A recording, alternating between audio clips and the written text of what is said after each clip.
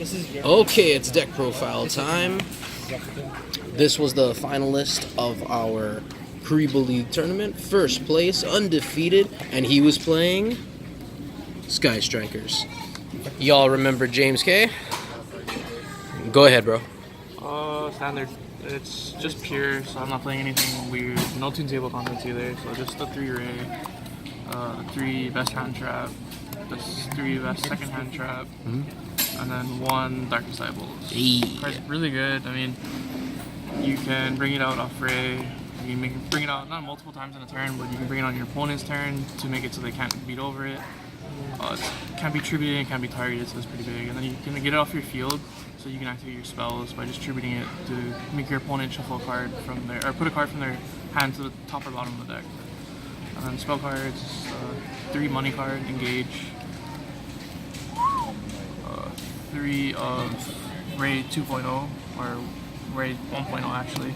She special summons a token, and then the token can be linked, and then you can start your plays like that. And then for the 2 ofs, I played 2 of the Anchor. It's shitty against Altergeist, but it's good against everything else. And then 2 of the Monster Pop, and then if you have 3 or more, you pop a spell or trap. And then your opponent has to activate in response to this activation if you have 3 or more, because it doesn't target. So if they're going to activate a spell card or something like that, they have to activate immediately. And then 2 of the Field Spell.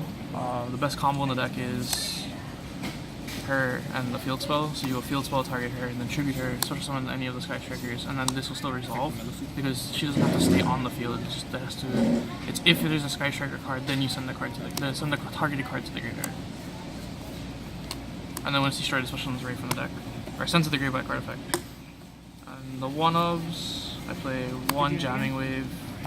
It doesn't come up very often. It's only good against like Paleo and like back row heavy decks. 1 Shark Cannon. This card is really good actually. You can screw ABC pretty well, and then you can do it against Mirror Match. You can banish their array and then take it. I was playing 2 of this, and this wasn't in the deck. I forgot about putting this in, and I wanted to play 2 multi-rolls to see it, but I think 1 is fine. You can search it, and then its first effect is probably the best part. The secondary effect is kind of iffy because you banish the ones that you add back, as long as it stays on the field. But if you get rid of it, like with the field spell, it doesn't banish them, I guess. And then 1 of the Forbidden Lance. This card's pretty good. And for the generic spells, 2 Twin Twisters, because you kind of have to. People are playing anti-spells, Imperial Order, and main, so you don't want to auto-lose to that. And then 1 Foolish Burial, and 3 Foolish Burial Goods, and the target for it. I wanted to play this build better, or more, because it's better because you go this into this, and then you have 2 spells, and then you can activate anything else like the token, and then if you have engage, you activate engage, and then you draw a card plus searching. And Tune Table Contents is shitty because if they draw unlucky, you just lose that whole turn. And then 1 Terraforming, 1 Upstart, and 1 Rhoda. And then I only played 3 traps. I played 1 Solemn Judgment and 2 Solemn Strikes. Ooh, ulties. Extra deck.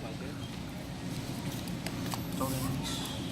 3 of Gagari. She's probably the best one because she makes everything. She makes herself 100 attack higher for each spell in the grave. And then she's the one you go into the most because she adds engage back. And then 3 of Shizuku. Shizuku is good only because like when you start a turn, you don't have like a lot of cards like engage or anything. If you just open the token maker, you just activate it and then you summon her and then you search engage because your opponent most likely is not going to be able to OTK you because you've run so much disruption. And then there's the thing with her and the multi-roll. So say if you activated Anchor, or say if you activated engage and any of the other Sky Strikers, and you have these 2 engraved, and you summon her, so you can go Chainlink 1, Chainlink 2 setting these 2. This one will be able to search any of these because they're no longer in the grave. For the non-Sky Striker links, 1 Nightmare Mermaid, because if they give you Ibli, you auto-lose if you can't get rid of it. one Phoenix, one Cerberus. I might bump this up to 2. This came up the most out of everything else. And that's pretty big. It's 19, hard to get over. One Deco Talker. I made this only because I ran out of the Sky Striker links. So I stole my opponent's link too, and then I summoned a Ghost Ogre and made this. One Unicorn, and one Warlord. This is probably the best link for in the deck. The only ones you ever make are, of course, the Sky Strikers, this, and arguably this. Everything else is kind of like just situational fillers. And with that being said, you can run Cherry Targets, and I run for Cherry Targets. I run one Firewall, one Double Helix, and one ABC Buster. I play this because it hurts Gokis more than just hitting Isolde, because they can still kind of do a board. I'd rather just hit the problematic card that makes the loop happen. And then first side is the 3 cherries, and the 3 Drone Locks. Against Spirals, I sided all 6 of these in, and the first time I didn't see it, but the second time I saw both of these. Like, I saw 2 and I cherried the Helix and the Warlord. How do you feel about those who say that Joel Unlock is going to be the best hand trap of the format? They're not wrong. I mean, it's the best for the meta, but if there's like anti-meta players, it's like the shittiest one. It's like if you play this against Infernoids, they don't care.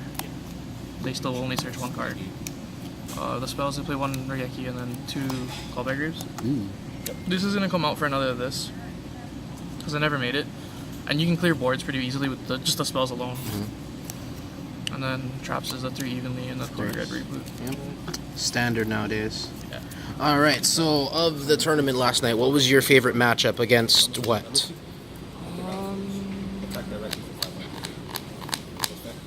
Probably Spyros, because I made it so that he just couldn't play his deck. Like he tried to go off, and I know that he likes to play Gamma, so when he activated the Foolish Burial Goods after summoning Quick Fix, I just ashed the Foolish Burial Goods to stop him from playing. Then he made a Link Kuriboh, and then he protected himself for a turn. And then when I went to OTK him, he summoned the drone, and then he activated Link Kuriboh in the grave, and I Shark Cannoned it. Alright guys, that's it for the profile. Keep tuned in. We're going to be doing more and more profiles, more and more live action games, and just all kinds of requests, whatever you guys want to see. And until next time, this is Josh Team N-Face 808, and don't forget to scoop in the N-Face.